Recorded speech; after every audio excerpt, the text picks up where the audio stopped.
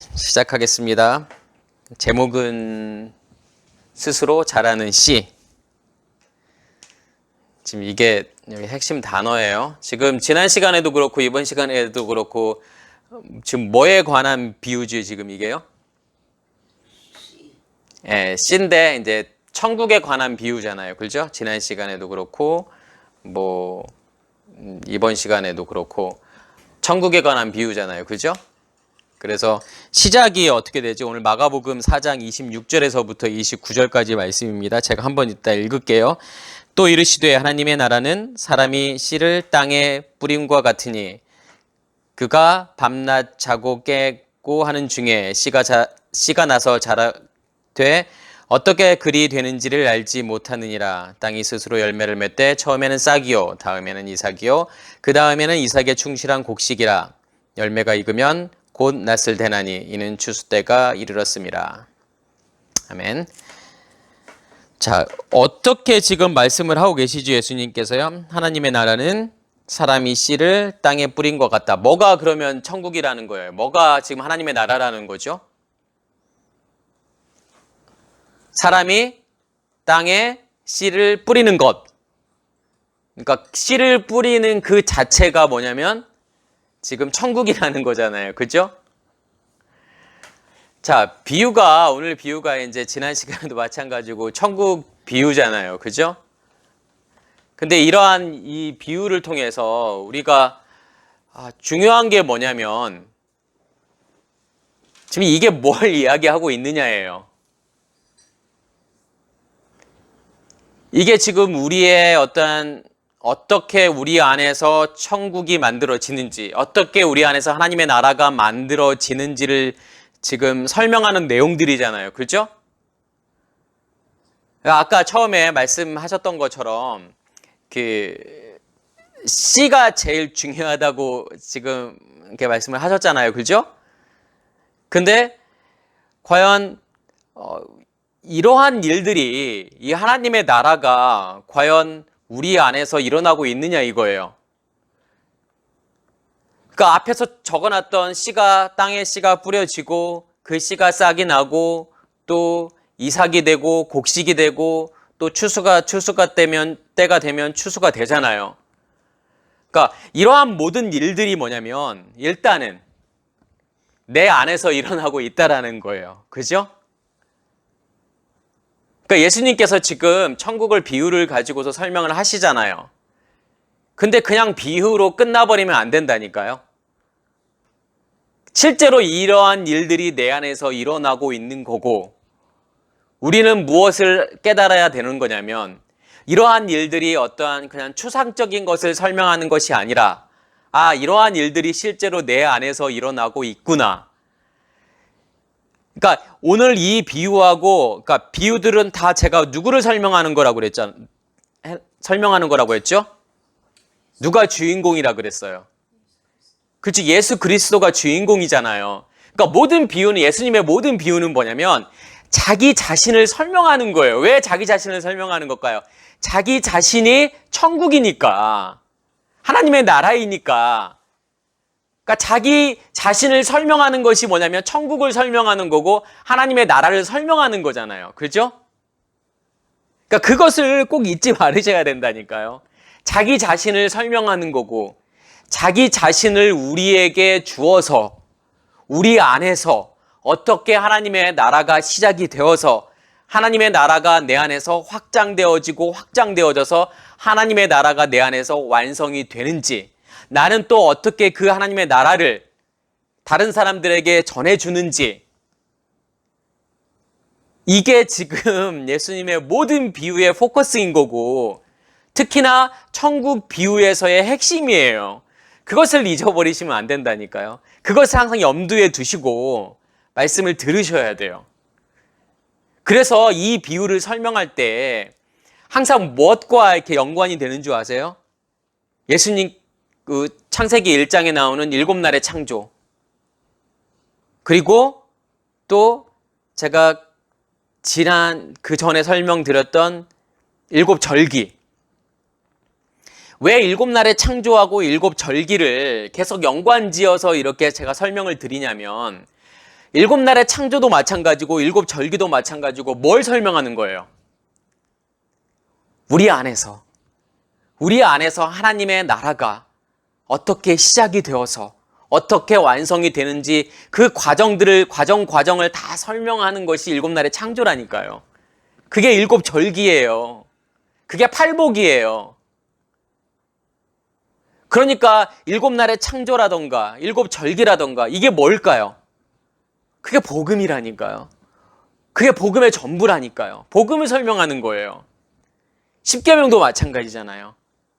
1계명부터 5계명까지 이야기한 걸 다시 6에서 7계명까지 다시 설명하죠. 그게 무엇이기 때문에? 그게 복음이라니까요. 그게 하나님의 사랑이라니까요. 복음의 핵심은 사랑이잖아요. 1계명부터 5계명까지가 하나님의 사랑을 이야기하는 거고 그 사랑이 내 안에서 이루어지게 되면 6계명부터 10계명까지가 이루어진다니까요. 그래서 하나님의 사랑이 이웃사랑인 거고 이웃사랑이 하나님의 사랑이잖아요. 그죠? 그래서 우리가 일곱 날의 창조를 이해하지 못하면 성경을 이해할 수가 없어요. 비유를 이해할 수가 없어요.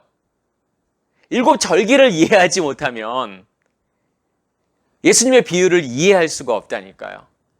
우리가 기본적으로 일곱 날의 창조하고 일곱 절기를 이해하게 되면 오늘 말씀 예수님의 비유를 이해할 수 있는 거고 예수님의 비유를 이해한다라고 하는 것은 무슨 뜻이냐면 성경 전체를 이해하게 된다라는 뜻이에요. 성경 전체를 이해하게 된다라는 뜻은 뭐냐면 내가 누구를 알게 된다라는 거예요. 누구를 이해하게 된다는 거예요. 그렇죠? 예수 그리스도를 알게 되는 거고 다시 말해서 하나님을 알게 된다라는 뜻이에요. 그럼 이걸 모르고선 하나님을 알 수가 없는 거예요. 그렇죠? 실제로 내가 이러한 길을 가고 있느냐가 중요한 거예요.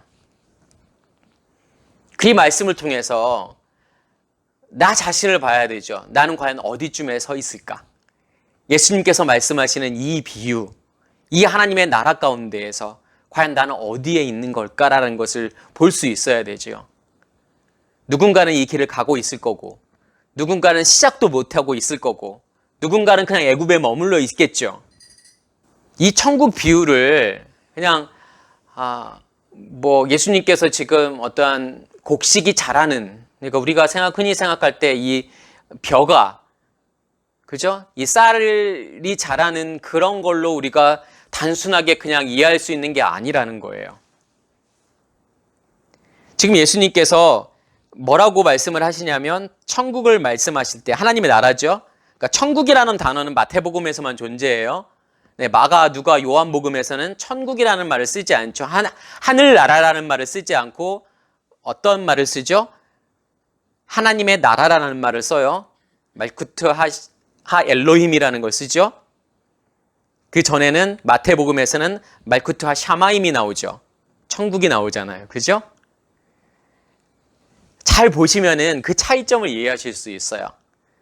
단순히 그냥 마태는 유대인들에게 썼기 때문에 그 독자가 그 읽는 대상이 유대인들이기 때문에 그 하나님의 나라라는 말을 쓰지 않고 천국 하늘나라라고 썼다라고, 그러니까 신학적으로는 그렇게 이해를 해요. 그렇지만 우리가 마태, 마가, 누가, 요한복음의 어떤 포인트가 달라요. 그것을 이해하게 된다 그러면 왜 마태복음에서만 천국이라는 단어를 썼는지를 이해하실 수 있으실 거예요. 왜냐하면 마태복음의 포인트는 뭐냐면 출애굽이에요. 마가복음의 포인트는 뭐냐면 광야예요. 누가복음의 포인트는 뭐냐면 어디를 건너는 걸까요? 요단을 건너는 거예요. 요단을 건너서 할례를 받는 거. 그게 누가복음의 포인트예요. 그럼 요한복음의 포인트는 뭘까요? 가나안에서의 기업을 받는 거. 이게 요한복음의 포인트란 말이에요. 그래서 마태, 마가, 누가에서 이야기하는 것과 요한복음의 내용들이 많이 달라요. 그렇죠? 관점이 많이 달라요. 그리고 마태, 마가, 누가 그 가운데에서도 똑같은 어떤 사건이나 똑같은 비유가 조금씩 다르게 표현이 돼요. 오늘 이 비유는 어디에만 존재하고 있을까요? 오늘 이 비유는 마가복음에서만 나와요. 왜 마가복음에서만 나올까요? 이 설교를 다 들으시면 그 이유를 좀 깨닫게 되실 거예요. 왜냐하면 이 비유의 포인트가 뭔지를 아실 거고, 이 비유의 포인트가 무엇인지를 알게 되면 왜 이 비유는 마가복음에만 나올 수밖에 없을까를 이해가 되실 거예요. 그죠? 자, 하나님의 나라는 지금 어떻게 지금 표현을 하냐면 예수님께서 지금 땅에다가 씨를 뿌리는 그 자체가 하나님의 나라라는 거예요. 그럼 씨를 뿌린다라고 하는 게 뭘 이야기하는 걸까요? 땅에다가 씨를 뿌리는 거. 제가 지난 시간에 설명을 드렸는데 그 행위가 어떤 걸 의미한다고 그랬죠? 어떻게 해야 그 씨가 땅에 뿌려질 수 있을까요? 전제 조건. 예수님의 십자가의 죽음이라니까요. 예수님 자신의 십자가의 죽음을 통해서 그 생명의 씨가 우리 안에 뿌려지는 거예요. 그러니까 반드시 땅에 씨가 뿌려지기 위해서는 누구의 죽음이 있어야 되냐면 예수의 죽음이 있어야 돼요. 십자가의 죽음이 있어야만 땅에 씨가 뿌려지게 돼요. 다시 말해서 그게 회개를 이야기하는 거죠. 왜 회개를 이야기하는 걸까요? 우리의 의식의 죽음이에요. 의식이 깨어지는 거예요. 율법의 의식 가운데, 애굽의 의식 가운데 있던 우리가 그 애굽의 의식이 깨어지는 것이 뭐냐면 십자가 사건이에요. 번제단에서의 죽음이에요. 십자가에서의 죽음이에요. 십자가에서 내가 예수와 함께 죽는다라고 하는 것은 뭐냐면 우리의 옛사람의 의식이 깨어지는 거예요. 전에 겉으로만, 껍데기로만 이해했던 하나님, 껍데기로만 이해했던 말씀이 이제 그 껍데기를 깨고 그 안에 있는 내용물을 내가 보는 거라니까요. 그 내용물을 내가 깨닫는 거예요. 율법이라는 그 껍데기를 깨고 그 안에 들어가 있는 복음을 보게 되는 것. 그것이 성경에서 말하는 회개예요. 내가 잘못했던 것을 열거하는 게 회개가 아니라니까요. 그게 회개가 아니라 내 의식이 죽어있던 의식이 애굽 가운데 있던 의식이 깨어져서 내가 진짜를 볼 수 있는 것. 그게 성경이 말하는 회개예요. 그것을 일곱 날의 창조에서 무엇을 의미하는 거냐면 빛이 비춰지는 거예요. 어둠 가운데 있던 내가, 어둠 가운데 있다라는 것은 뭘 이야기하는 거냐면 율법 가운데 있던 내가, 하나님을 껍데기로만 알고 있던 내가, 하나님을 문자의 틀 안에서만 이해하고 있었던 내가 그 문자의 틀을 깨트리는 거고, 그 율법의 껍질을 깨고 난 다음에 그 안을 볼 수 있는 것은 뭐가 비춰져야 볼 수 있다라는 거예요. 빛이 비춰져야 볼 수 있다라는 거예요. 그 빛이라는 존재는 뭔데요? 정체는 뭔데요? 예수 그리스도라는 빛이잖아요. 그 빛이 나에게 비춰졌을 때 우리의 옛사람의 의식이 깨어지고 어둠이 거쳐지게 되고 내가 진짜를 볼 수 있게 된다니까요. 그래서 말씀 가운데에서 전에 내가 그냥 껍질로만 알고 있던 내용들을 보니까 이게 복음이었구나. 거기서 예수 그리스도가 보이게 되는 거예요. 거기서 내 모습이 보이게 되는 거예요. 내 모습이 율법이었구나. 내 모습이 애굽이었구나. 내 모습이 그냥 호쉐크 어둠이었구나라는 것을 보게 되는 거예요. 그전에까지는 안 보이잖아요. 왜요? 내가 열심히 하고 있으니까. 열심히 교회도 나가고 말씀도 듣고 있고 기도도 하고 봉사도 하고 좋은 일도 많이 하고 착하게 그렇게 살고 있기 때문에 내 자신이 보이지 않는 거잖아요. 그죠? 근데 진짜 빛이 비춰지게 되면, 예수 그리스도의 빛이 비춰지게 되면 나의 모습을 보게 돼요. 나의 모습이 보인다니까요. 다 이해하시잖아요. 그죠?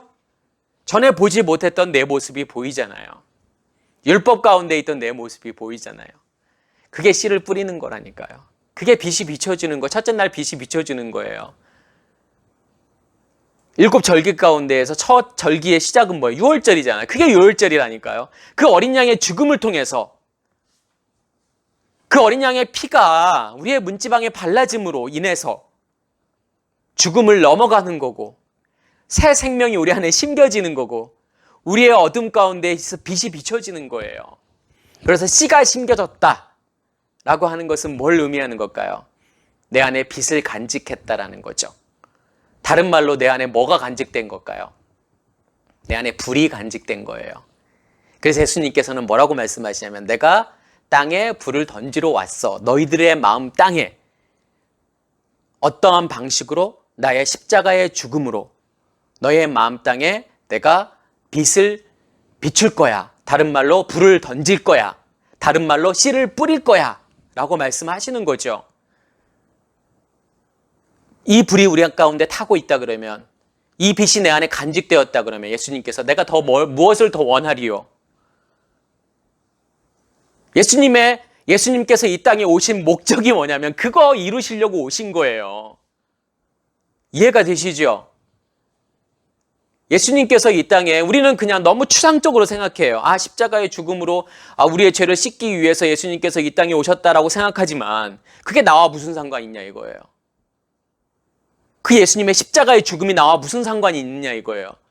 내가 그 십자가의 죽음을 생각하면 내가 그 십자가의 죽음을 내가 마음으로 믿습니다. 예수님이 나를 위해서 십자가에 돌아가신 것을 내가 믿습니다라고 생각하면 그 빛이 내 안에 간직된 건가요? 그 불이 내 안에 타고 있는 건가요? 불은 하나님의 임재잖아요. 하나님이 내 안에 계시다라는 그게 상징이잖아요. 그죠? 그 말은 무슨 말이냐면 내 안에 불이 타고 있고 빛이 간직되어 있다는 것은 뭐냐면 예수 그리스도의 생명이 내 안에 있다라는 거예요. 진짜로 실제로 그런 일들이 일어났느냐 이거예요. 정말 너무나도 뜨겁게 내 안에서 타고 있느냐 이거예요. 그걸 느끼고 있느냐 이거죠. 그게 추상적인 게 아니라니까요. 그 빛을 실제로 간직한 자들은 그것을 알게 되잖아요.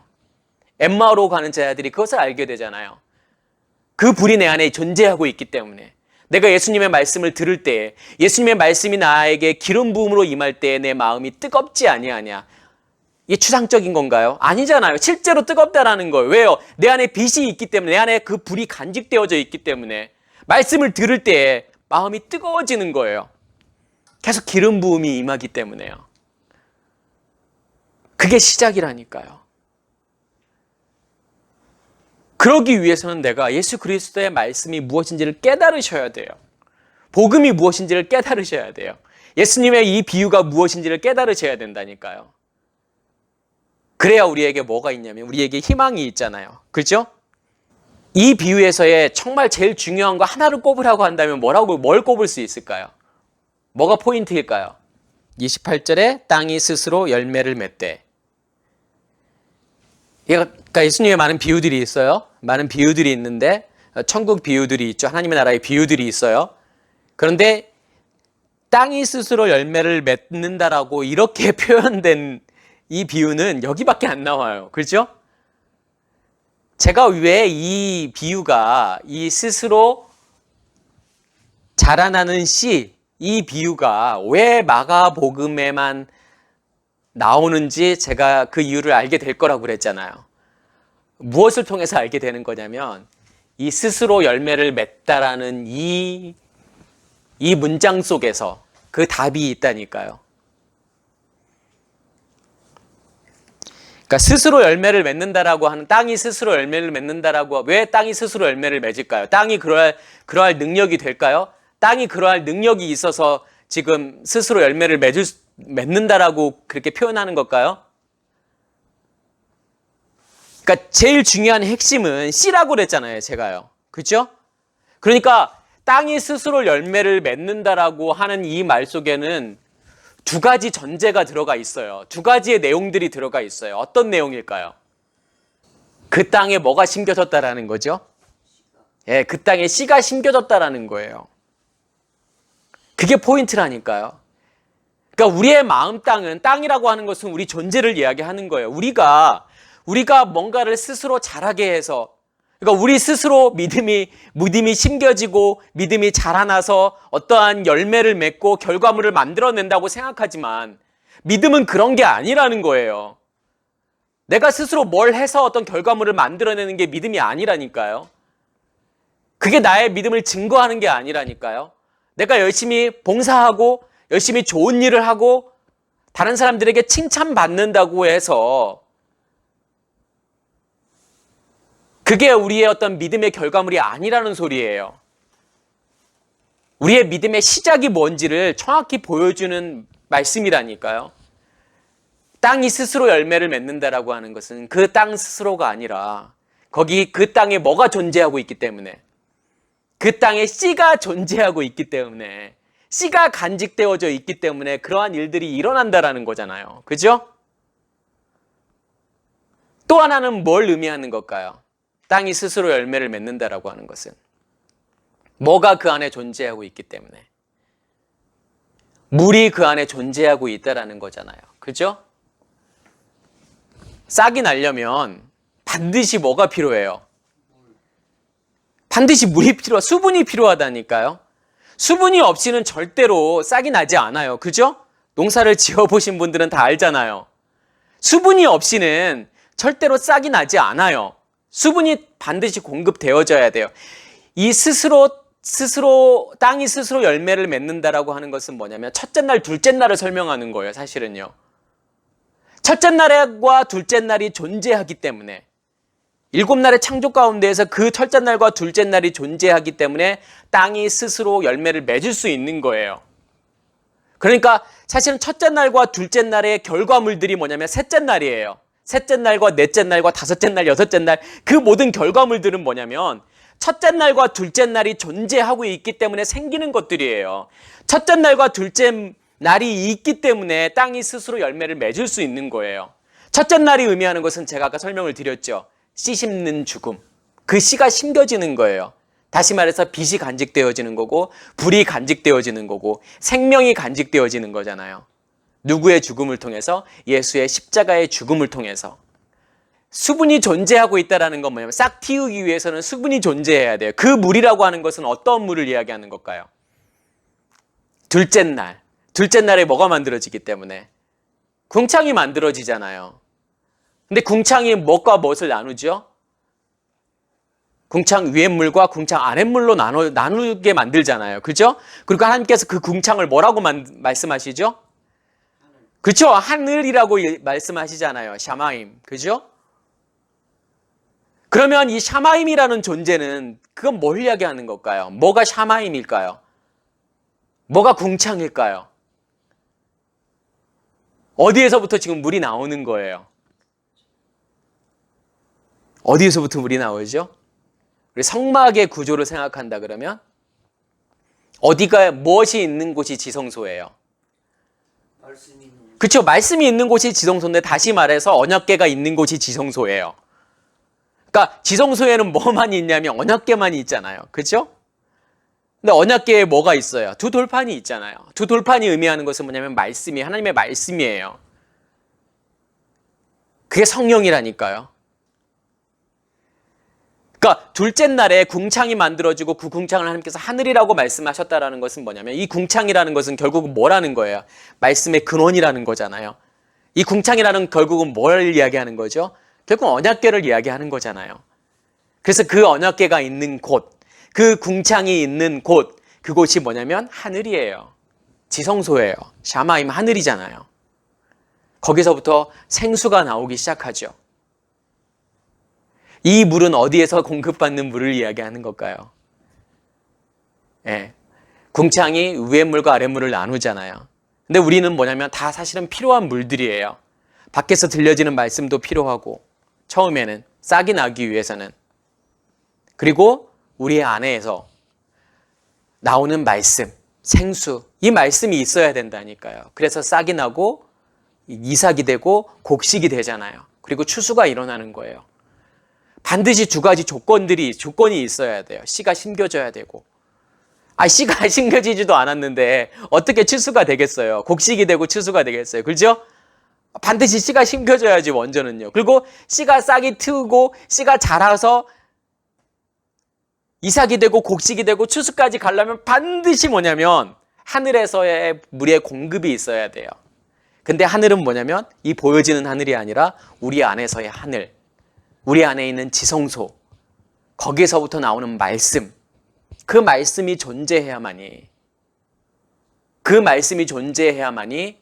반드시 싹이 틔워지는 거예요. 그래서 이게 정말 중요한 거라니까요. 첫째 날과 둘째 날. 씨 심는 거, 그리고 물이 공급받아진 거. 이게 성경에서 무엇을 의미하는 걸까요? 말씀과 기도를 의미하는 거예요. 그게요. 우리 안에서 계속 말씀이 공급이 받아져야 돼요. 밖에서 말씀을 계속 들어야 되고 진리의 말씀을 들어야 되고 그걸 통해서 우리의 안에서 지성소에서부터 말씀이 나와야 되죠. 그래야 그게 기름 부음으로 우리 안에 임하는 거잖아요. 그게 기름 부음으로 임해야만이 우리 안에서 뭐가 꺼지지 않고 계속 타오를까요? 우리 안에서 불이 꺼지지 않고 계속 타오르겠죠. 우리 안에서 빛이 계속 비춰지겠죠. 우리 안에서 생명이 자라나겠죠. 그러면 기도라는 건 뭘까요? 그것을 확인하는 거예요. 내 안에 빛이 존재하고 있기 때문에 내 안을 보는 거잖아요. 그러니까 믿음의 길을 가면서 정말 이게 단번에 이루어지는 건 아니잖아요. 오랜 시간 동안에 우리가 믿음의 길을 가게 된단 말이에요. 그 가운데에서 우리가 기도를 하는 이유는 뭐냐면 내가 뭘 얻기 위해서 하는 기도가 아니에요. 우리는 하나님 나를 지켜주시고 나를 보호해 주시고 하나님 이 땅에서 내가 잘 먹고 잘 살게 해주세요라는 어떤 기도를 하잖아요. 내 가족을 위해서, 내 주변 사람들을 위해서. 근데 진짜 기도라는 건 뭘까요? 성경이 말하는 진짜 기도는 뭘까요? 나를 보는 거라니까요. 내 안에 빛이 존재하고 있기 때문에. 그래서 기도라는 아무나 할 수 있는 게 아니에요. 내 안에 빛이 간직된 사람만이, 내 안에 불이 간직된 사람만이, 내 안에 생명이 있는 사람만이 기도할 수 있는 거예요. 그 기도라는 걸 통해서 내 모습을 보게 되고 내 안에 불이 타고 있다라고 하는 것은 뭐냐면 내 안에 있는 죄들을 태우는 거잖아요. 그게 진짜 회개라니까요. 내가 어떻게 회개하겠어요? 내가 뭘 잘못했는지도 모르는데 내가 하루에 100가지를 잘못했다고 보세요. 그걸 다 열거할 수 있을까요? 그걸 다 나열할 수 있을까요? 고해성사하듯이 그렇게 할 수 있을까요? 그거 불가능하잖아요. 그러면 어떻게 그 죄들을 태울까요? 내 안에 불이 존재하고 있어야만이 그 죄들을 태울 거 아니에요. 주님 스스로 기도하시는 거라니까요. 그게요. 기도는 내가 하는 것 같지만 그렇지 않다라는 거예요. 나의 죄들을 태우는 거고 주님의 임재를 내가 느끼는 시간이에요. 그죠? 기도할 때 내 마음이 뜨거운 거예요. 뜨거운 이유는 뭘까요? 주님의 임재가 내 안에 있다라는 거잖아요. 그것을 느끼는 시간이에요. 그걸 볼 수 있는 시간이에요. 하나님이 내 안에 계심을 내가 확증할 수 있는 시간이 기도하는 시간이에요. 우리가 무릎 꿇는 이유는 뭐냐면 더 집중하자는 거예요. 그런 거에 더 집중하는 거예요. 그러면 내 모습이 보이잖아요. 내 안에 어둠들이 보인다니까요. 내 안에 쓰레기들이 보이잖아요. 그래야만이 내가 정말 누구와 같이 세리와 같이 창녀와 같이 주님 앞에 엎드릴 거 아니에요. 주님 나를 불쌍히 여겨 주시옵소서 나는 죄인입니다. 그러한 고백이 어떻게 나올 수 있어요? 나를 봐야만이 나올 수 있는 거잖아요. 내 안에 죄들을 봐야만이 나올 수 있는 거잖아요. 내 안에 죄가 안 보이면 엎드리고 싶어도 엎드릴 수 없다니까요. 갈급해지고 싶어도 갈급해질 수가 없는 거예요. 그래서 말씀과 기도를 통해서 내가 어떻게 된다고 성경은 말하죠? 디모데전서에서 뭐라고 이야기하죠? 말씀과 기도로 거룩해진다라고 이야기를 하잖아요.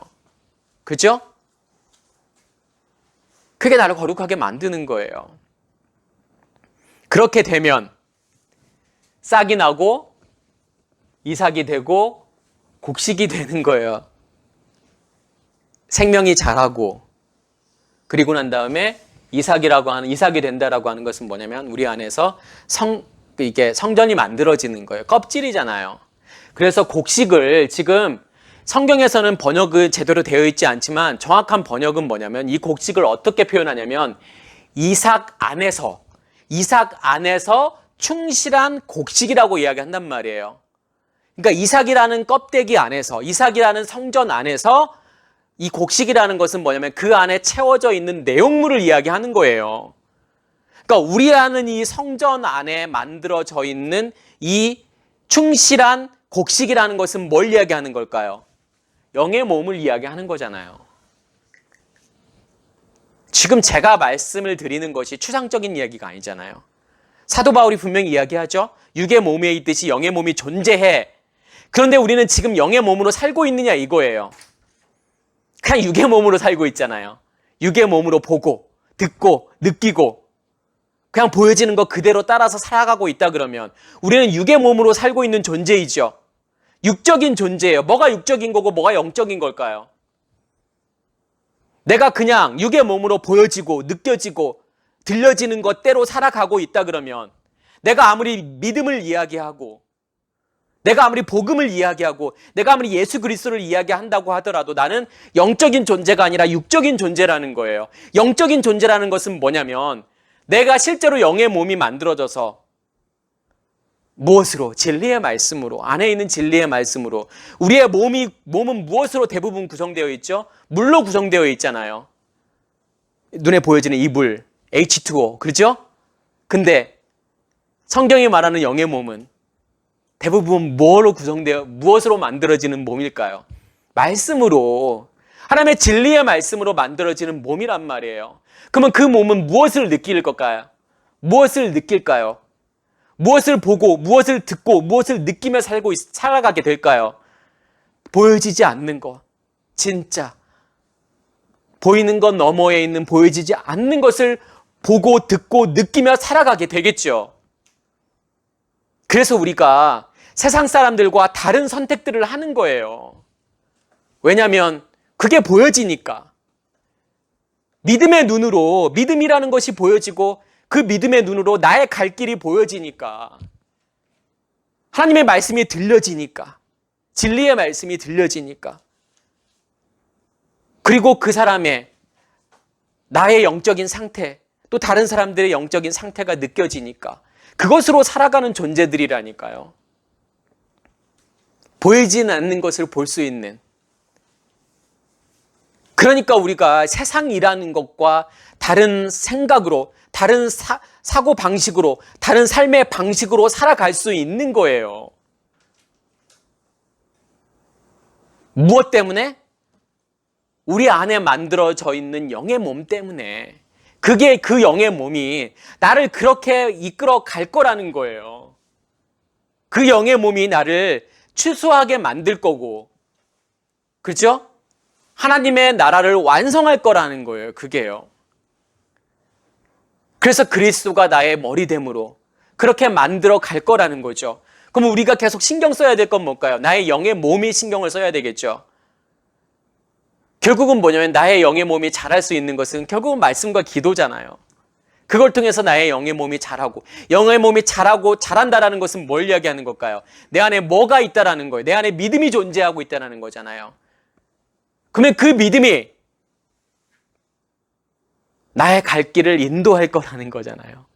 어떠한 선택들을 하며, 어떠한 길을 가며, 무엇을 하며, 어떻게 살아야 될지를, 무엇이, 영의 몸이, 다시 말해서 믿음이, 내 안에 간직되어져 있는 믿음이 그렇게 만들어 갈 거라는 거예요.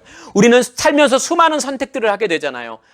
우리의 수많은 선택 가운데서 우리는 어떤 선택을 하게 되는 줄 아세요? 우리는 내 안에 간직한 만큼 선택하게 되어 있어요. 내 안에 간직된 믿음만큼 선택을 하게 되어 있다니까요. 그러니까 내 안에 믿음이 많이 간직되면 간직될수록, 내 영의 몸이 자라면 자랄수록 내가 어떠한 선택을 하게 될 가능성이 많아지는 걸까요? 내가 하나님이 원하시는 선택을 하게 되겠죠. 하나님의 마음으로, 하나님의 생각으로, 하나님의 행동을 하겠죠. 행위를 하겠죠. 그러한 일들을 하겠죠.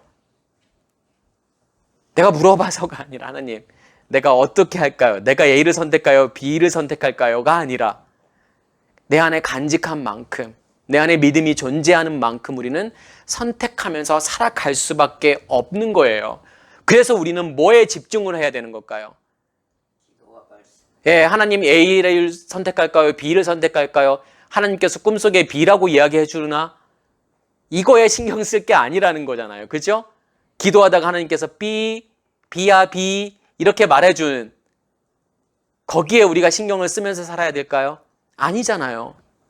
말씀과 기도에 집중한다는 것은 뭐냐면 내 영의 몸이 자라는 거고 내 안에 믿음이 자라는 거잖아요. 내 안에 영의 몸이 자라고 내 안에 믿음이 자라는 거에만 신경을 쓰셔야 된다니까요. 그러면 거기에 신경을 쓰면 쓸수록 내 믿음은 자라날 거고, 내가 하나님이 원하는 선택을 하게 될 거고, 하나님의 마음을 품게 될 거고, 하나님이 원하는 생각을 하게 될 거라는 거잖아요. 그죠? 그게 복음이에요. 그래야만이 뭐가 일어난다는 거예요? 추수가 일어난다는 거잖아요. 추수가 일어난다라고 하는 것은 제가 뭐라고 말씀을 드렸죠? 겉사람과 속사람이 분리라고 말씀을 드렸잖아요. 완전히 겉사람과 속사람이 분리되어서 우리는 속사람으로, 영의 몸으로 살아가는 거잖아요. 그러면 가면 갈수록 우리의 겉사람은 낡아지고 없어지고 그렇게 되겠죠. 그게 의미하는 게 뭘까요? 그게 나팔절과 속죄일이잖아요.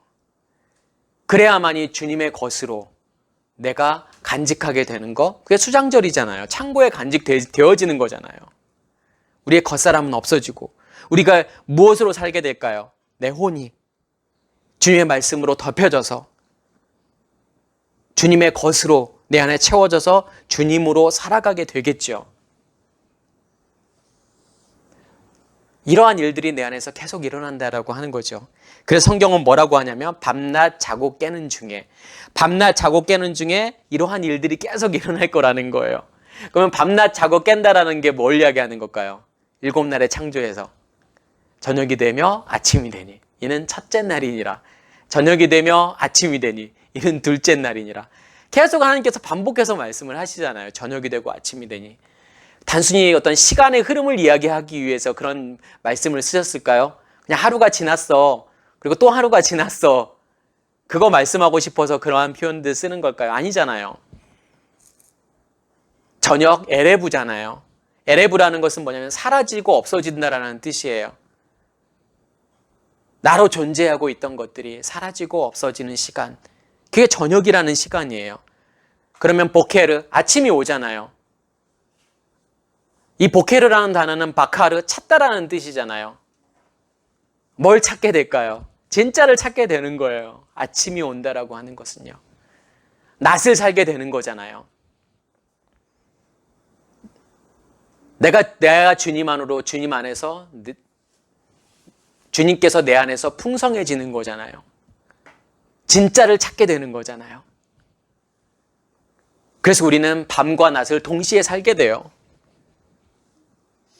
우리의 겉사람은 계속 죽어갈 거고 우리의 속사람은 날로 풍성해질 거고 그래서 저녁과 아침을 계속 살아가게 되는 거예요. 우리가요. 어떤 우리 안에 어떤 이런 시간의 흐름을 이야기하는 것이 아니라 물리적인 시간의 흐름을 보여주는 표현이 아니라 우리 안에 영적인 시간의 흐름을 표현해주는 말들이잖아요. 표현들이에요. 그게요. 결론은 뭐냐면 뭐가 할 거라는 거예요. 그렇게요. 씨가 그렇게 만들 거라는 거잖아요. 그렇죠? 예수 그리스도의 생명이. 그래서 예수 그리스도께서 이 땅에 오신 이유예요. 그 생명을 우리 안에 심기 위해서. 그렇게 되면 그 땅이라고 하는 것은 씨가 심겨져 있는 땅을 이야기하는 거라고 제가 말씀을 드렸잖아요. 그게 묻이라니까요. 그게 셋째 날 묻이예요.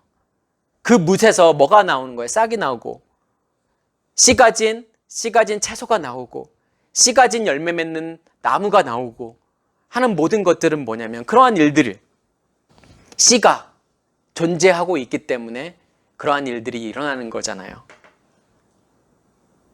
땅이 스스로 열매를 맺는다라고 하는 것은 그 안에 더 들어가 보면 뭐가 스스로 열매를 맺는다? 씨가 스스로 열매를 맺는다라는 거예요. 이게 포인트예요. 그죠? 이게 지금 어디에서 일어나는 일들일까요? 씨가 심겨지고 씨가 스스로 자라나는 것은 이게 광야에서 일어나는 일들이잖아요. 우리가 출애굽을 했다라고 하는 것은 뭐냐면 예수 그리스도의 씨가 생명이 우리 안에서 심겨졌기 때문에 홍해를 건너서 어디로 가게 되는 거예요? 광야를 걷게 되는 거잖아요. 광야 가운데에서 뭐가 죽으니까 우리의 겉사람이 죽게 되죠. 우리의 속사람은 자라게 되는 거고 스스로 자라게 되는 거죠. 내 열심과 노력이 아니라 내가 열심으로 뭘 한다고 해서 자라나는 게 아니에요.